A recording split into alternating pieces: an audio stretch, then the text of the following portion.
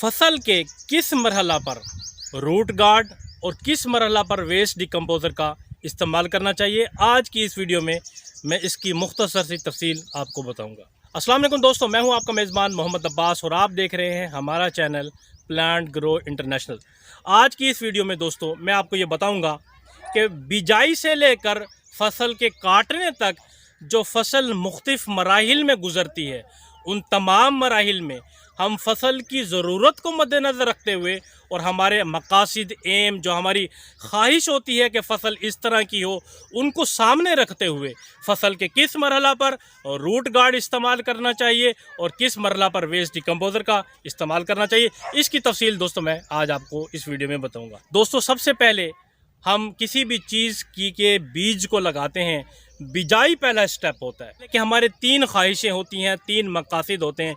एक तो हम ये चाहते हैं कि जो बीज हम काश्त कर रहे हैं उसका उगाव जर्मिनेशन बेहतरीन हो। हम तो यही चाहते हैं कि अगर हमने 100 दाने 100 बीज के जो है दाने हमने लगाए हैं और 100 के 100 की जर्मिनेशन हो, यानी हम ये चाहते हैं कि जर्मिनेशन उगाव ज़्यादा हो। दूसरा दोस्तों, जैसे हम किसी चीज़ की हम बिजाई करते हैं तो सबसे पहला स्टेप जो आता है, बीज फूटता है और पौधे की जड़ें बनती हैं। तो हम यहाँ पर चाहते हैं कि पौधे की जड़ें लंबी और घनी हों, क्योंकि दोस्तों पौधे की जितनी ज़्यादा लंबी और घनी होंगी जड़ें, पौधा ज़मीन से पानी और ख़ुराक उतना ज़्यादा उठाएगा और उसी हिसाब से पैदावार ज़्यादा होगी, फ्रूटिंग फ्लावरिंग ज़्यादा होगी। तीसरा स्टेप, जब जड़ें बनती हैं पौधे की तो सबसे पहला जो हमला होता है वो कीड़ों से भी पहले नुकसानदेह फंगस और निमाटोड्स का होता है। जड़ गलाने वाली बीमारियों का हमला उन जड़ों की तरफ मुतवज्जा होता है।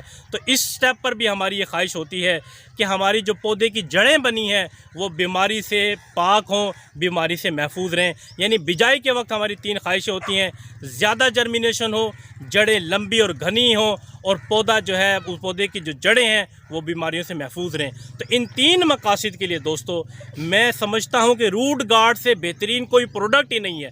इसलिए मैं दोस्तों ये रिकमेंड करता हूं कि बिजाई के वक्त हम सोइंग के वक्त सीड ट्रीटमेंट रूट गार्ड से करें। इस स्टेप पर मैं ये समझता हूं कि वेस्ट डिकम्पोज़र के मुकाबले में भी ये रूट गार्ड ज़्यादा बेहतर है कि सीड ट्रीटमेंट करके आप किसी चीज़ की काश्त करें।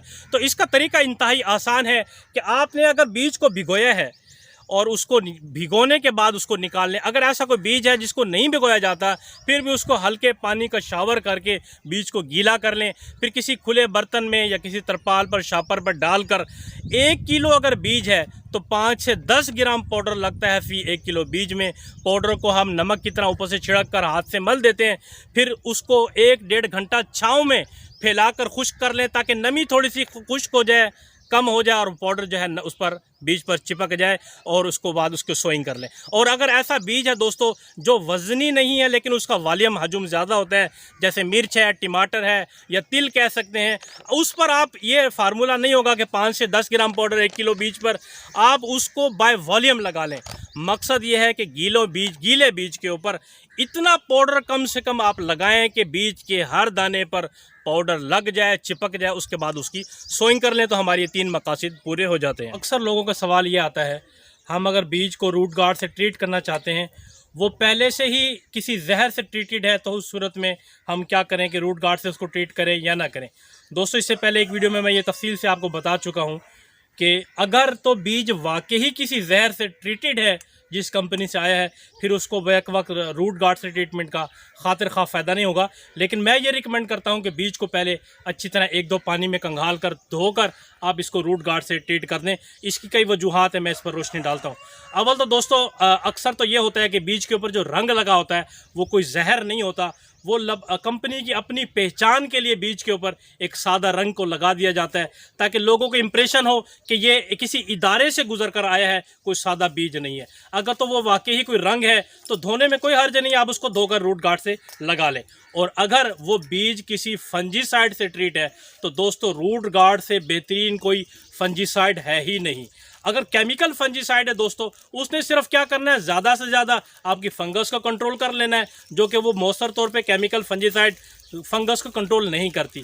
जबकि अगर रूट गार्ड से आप ट्रीटमेंट करेंगे उसको धोकर, तो इसने ना सिर्फ फंगस का कंट्रोल करना है बल्कि सीड की उगाव को भी बेहतरीन करना है, रूट की डेवलपमेंट भी करनी है, जड़ को लंबा और घना करना है। इससे पौधा ज़मीन से पानी और खुराक ज़्यादा उठाएगा और ये 3 फ़ायदे इससे होंगे, जबकि यही 3 फ़ायदे आपको केमिकल फंजीसाइड से मिलने वाले नहीं है। इसलिए बीज को धोकर रूट गार्ड से ट्रीट कर लें। तीसरी बात, अगर दोस्तों वो बीज किसी फंजीसाइड की बजाय किसी इंसेक्टिसाइड कीड़े मार दवाई से अगर वो ट्रीटेड, तो दोस्तों आपको मैं बताऊं, बुनियादी तौर पर बीज को चूँकि इदारे कंपनियां कई महीने या कई साल उसको अपने पास स्टोर रखते हैं, जब तक वो स्टोरेज में मौजूद है, स्टोर है कंपनी के पास, उस स्टोरेज के दौरानिए में कीड़े से बचाने के लिए उस कीड़े मार दवाई लगाई जा सकती है जब तक बीज किसान तक ना पहुंच जाए। लेकिन जब एक बार बीज आप तक पहुंच गया, अब आप जा रहे हैं उसको काश करने, तो अब वो जो स्टोरेज के दौरान जो ख़तरा था कीड़ा लगने का, वो वक्त गुजर चुका है। अब उस कीड़े मार दवाई की ज़रूरत नहीं रही। इसलिए भी उसको धोकर जो भी लगा हुआ है उस जहर को उतारें, रंग लगा हुआ है उसको उतारें, धोने के बाद उसको रूट गार्ड से ट्रीटमेंट करके आप सोइंग कर लें। दोस्तों दूसरी बात, दूसरा जो स्टेप आता है हमारा बिजाई के बाद, अगर हमने किसी फसल को नर्सरी पर लगाया है या सीड की ट्रेस पर लगाया है, जैसे हम मिर्च टमाटर लगाते हैं, प्याज की पनीरी लगती है, चावल की लगती है, तो उस स्टेप पर जो हम नर्सरी या सीड ट्रेस पर सोइंग कर रहे हैं, हमारा मकसद प्राइमरी एम ये होती है, ट्रेस हैं या जो नर्सरी है उसकी मिट्टी या ट्रेस का जो मीडिया है उसको फंगस और निमाटोड से, बीमारियों से पाक किया जाए। क्योंकि दोस्तों खुले खेत के मुकाबले में जो नर्सरी पर या सीड ट्रेस पर हम काश्त करते हैं, वहाँ फंगस का मसला और जो फंगस का प्रॉब्लम ख़तरा ज़्यादा होता है बनिस्बत ओपन फील्ड के। उसकी दोस्तों कई वजूहात होती हैं। एक तो दोस्तों यह है कि आपको पता है नर्सरी पर जो पौधे लगते हैं वो न सिर्फ हमारे लिए कीमती होते हैं बल्कि वो बहुत छोटे और नाजुक होते हैं और उनमें बीमारियों के ख़िलाफ़ मुदाफ़ियत नहीं होती। दूसरा दोस्तों यह है कि आपको मालूम है नर्सरी पर या सीड ट्रेस पर हम ऑर्गेनिक मैटर डालते हैं, कुछ लोग गोबर डालते हैं, कुछ कंपोस्ट डालते हैं, तो उस गोबर में या उस मीडिया में या ऑर्गेनिक मैटर में फंगस का अलग से एक अनासिर होता है, उसका ख़तरा होता है। ओपन फील्ड के मुकाबले में नर्सरी सीड ट्रेस में नमी की ज़्यादती होती है। तीसरा यह है कि हम टेम्परेचर का भी ख्याल रखते हैं, कुछ लोग उसको टनल में लगाते हैं, ग्रीन कपड़ा भी लगा लेते हैं। तो ये ऑर्गेनिक मैटर का ज़्यादा होना, नमी की ज़्यादती या टेम्परेचर का कंट्रोल रखना, ये तमाम चीज़ें जहाँ पौधे को सपोर्ट करती हैं वो नुकसानदेह फंगस और नेमाटोड्स को भी ये सपोर्ट करती हैं। इसलिए नर्सरी सीड ट्रेस पर हमारा प्राइमरी एम ये होता है कि उसका जो भी मीडिया है या नर्सरी की मिट्टी है वो बीमारियों से पाक की जाए। इसके लिए भी मैं ये समझता हूँ हर चीज़ से ज़्यादा बेहतर, रूट गार्ड से बेहतर कोई भी चीज़ नहीं है। तो नर्सरी पर रूट गार्ड का इस्तेमाल का तरीका ये है कि 1 लीटर अगर आपका पानी है तो 10 ग्राम रूट गार्ड पाउडर उस 1 लीटर पानी के अंदर अच्छी तरह से शेक करें।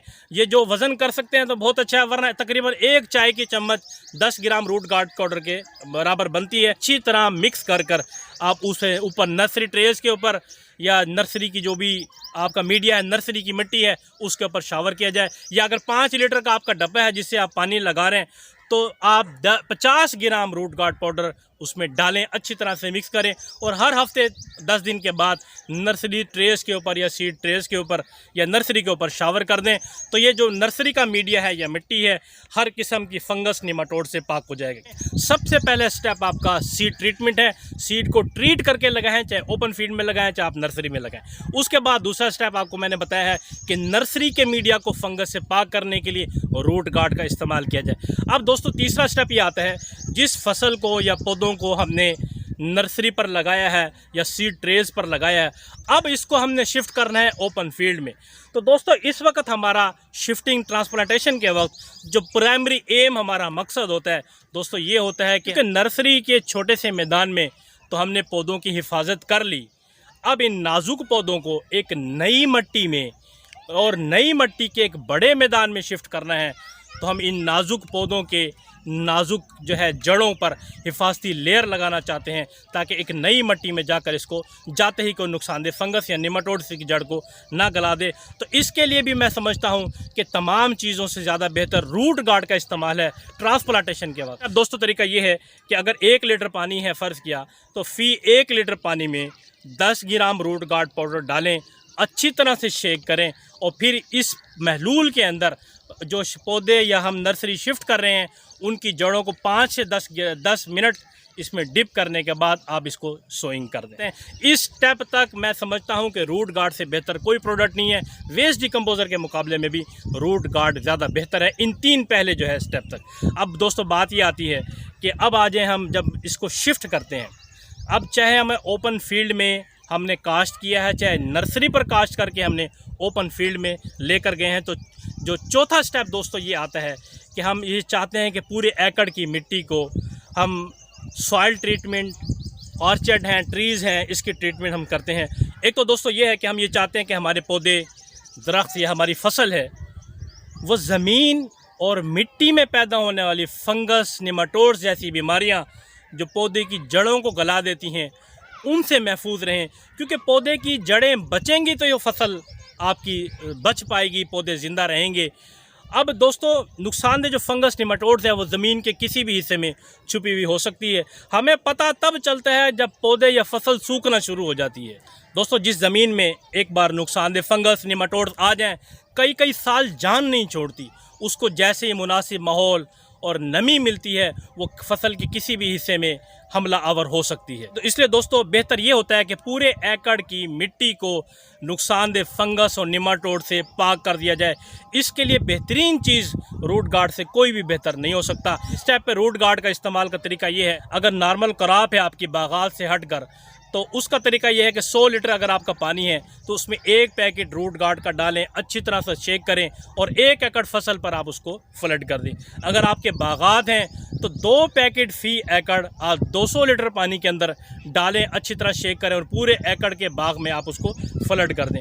अगर आपकी फसल है जिसमें फंगस और निमाटोड्स का प्रॉब्लम ज़्यादा है तो इसकी डोज को डबल किया जाता है, यानी 1 पैकेट फी एकड़ के बजाय आप 2 पैकेट रूट गार्ड के आप 100 लीटर पानी के अंदर डालें, अच्छी तरह शेक करें और उसको आप 1 एकड़ क्रॉप में फ्लड कर दें।